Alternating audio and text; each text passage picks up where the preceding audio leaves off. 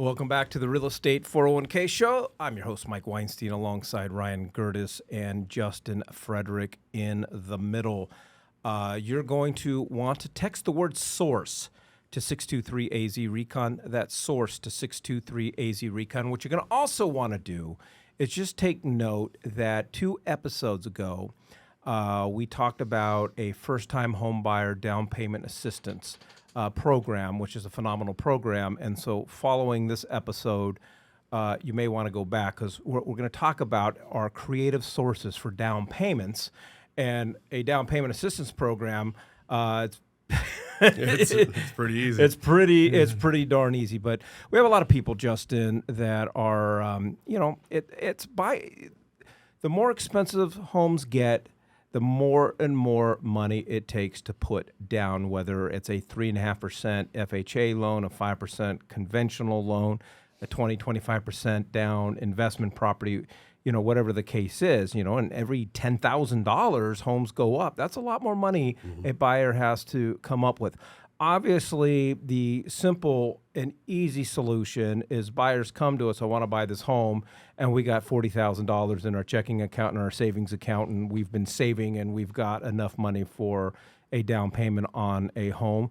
I've encouraged our listeners, again, to go back 2 episodes and take a look at that down payment assistance program.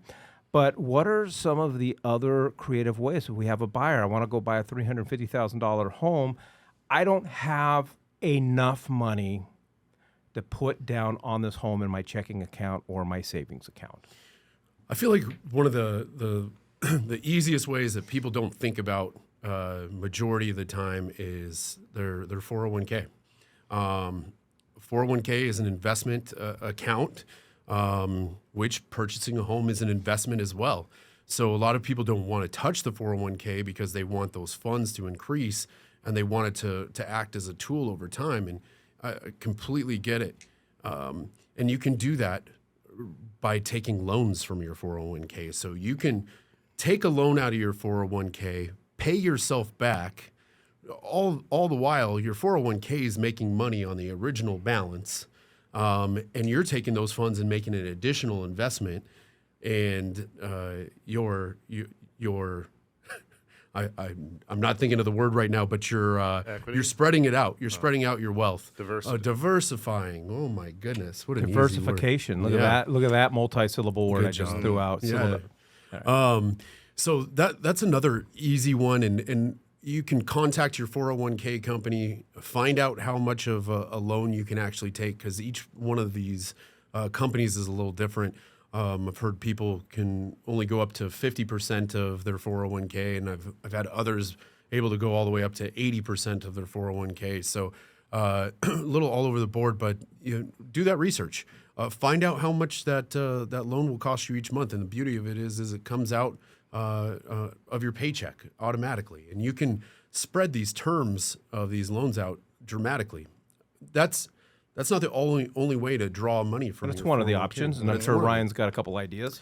There's also you can call it a hardship. It's not actually a hardship, but you can purchase a home initially without having to pay taxes on the funds that you take out of your 401k up to $10,000. So that's a hardship withdrawal. Now you do pay taxes, but you're not paying the higher tax amount.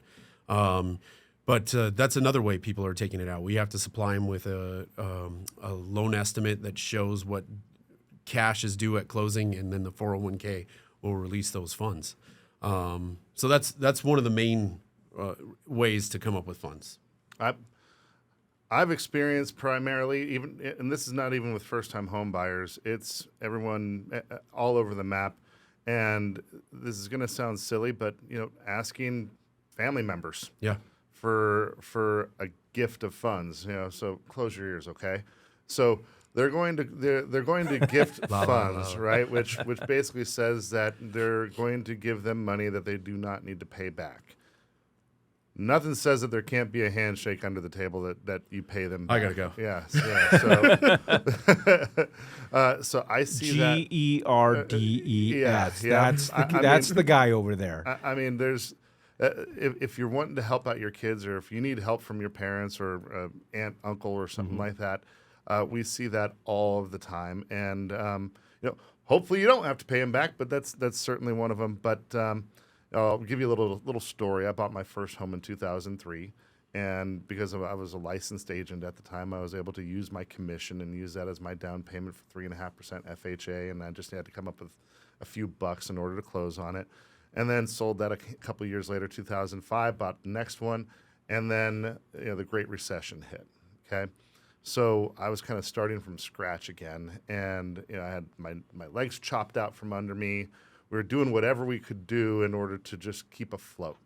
So what I did is I went over to a buddy of mine and I said, "Hey, look, what about you and I go in on a property?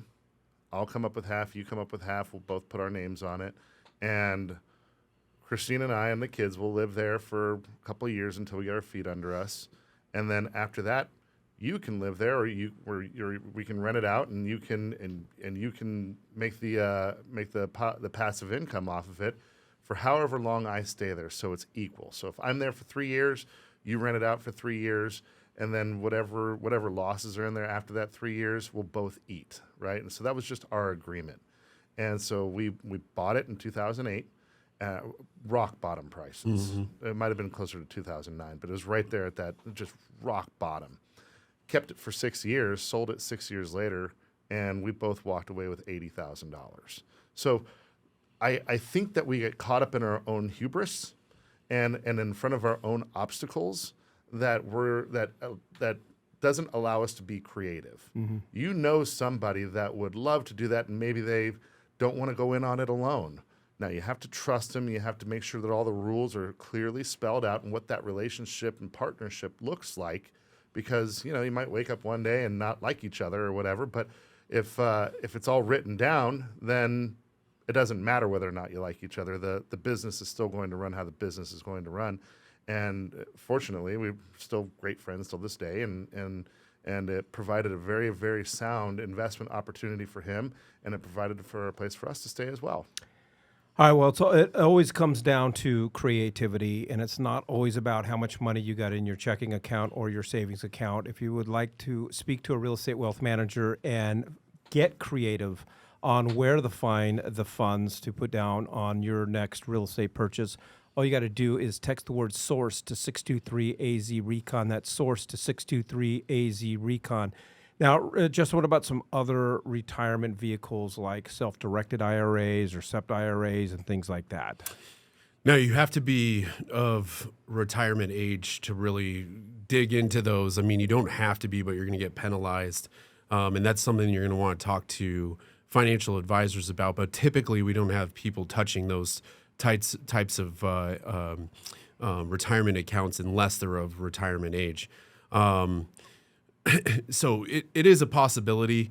We also have people that invested in CDs and things like that, mm-hmm. and wanted them to mature and had put the plan together early of, hey, this is what we're going to do. We're going to put this money in this CD, and then we're going to buy a house. What if you got a really great relationship with your employer?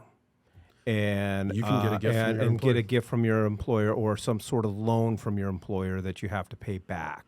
So you can't do a loan from them, technically, but you can get a gift. You can do a Gerdes loan. You can do a Gerdes loan, hey. As long as I don't know about it. But we have employers that have very loyal employees, and I've actually had to call an employer before and ask them, because an employee didn't want to ask him. I'm like, what's the worst they're going to tell me is no, so I'll call. No big deal. And they said, yeah. I actually knew. You want Justin to call your employer. Yeah, I knew both of them, though. Yeah, you can get a gift from your employer to purchase a home. And you know what? It was a good move by the employer, because initially they were going to be looking at moving out of state to go purchase another home because they couldn't afford here in Arizona. And the employer was happy to do it because he knew that he was a big asset to his company, and it was going to keep him here, and he was going to supply them with an affordable house payment. And he wasn't going to lose his investment.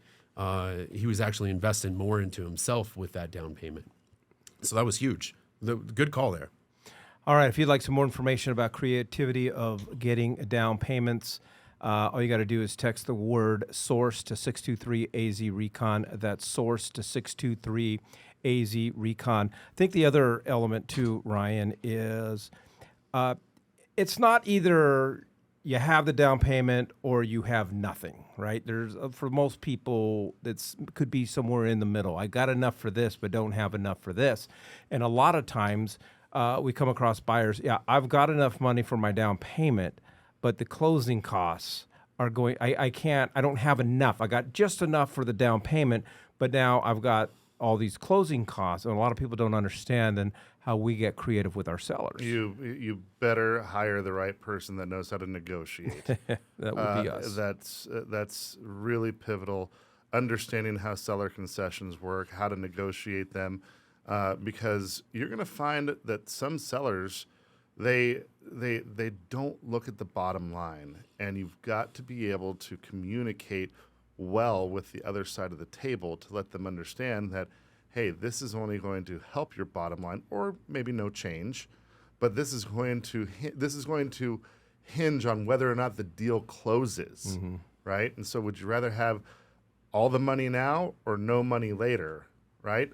Okay, well, let's just exchange a little bit of money. So what you're talking about is what's called seller concessions, and essentially it is allowable, depending on the loan program and depending on how much that the seller can help a buyer with coming out of pocket. And so if let's just take 2%, which is a pretty common number to kind of base a purchase amount off of. So if you're buying a $500,000 house, there's a good chance you have about $10,000 in closing costs in order to close. So you have your down payment plus the closing cost of $10,000. You can get a seller to pay that $10,000 from their proceeds. You would simply probably have to increase the purchase price in order to compensate for that difference. And so being able to negotiate and communicate with a seller on that front could be that could be the deal maker or the deal breaker. And if you don't have someone that understands that, then everyone could lose. Next time I buy a house, I'm just going to show up with a bunch of Powerball tickets and say, I'm going to win. So can we just use my future earnings and so forth? Well, there is a lot, right? And I agree. I don't like to disparage, other real estate professionals out there. There's a lot of good people out there, but there's a lot of creativity required and a lot of knowledge required. And it is imperative if you are going to buy a home, no matter where you're at on your real estate journey, to work with experience.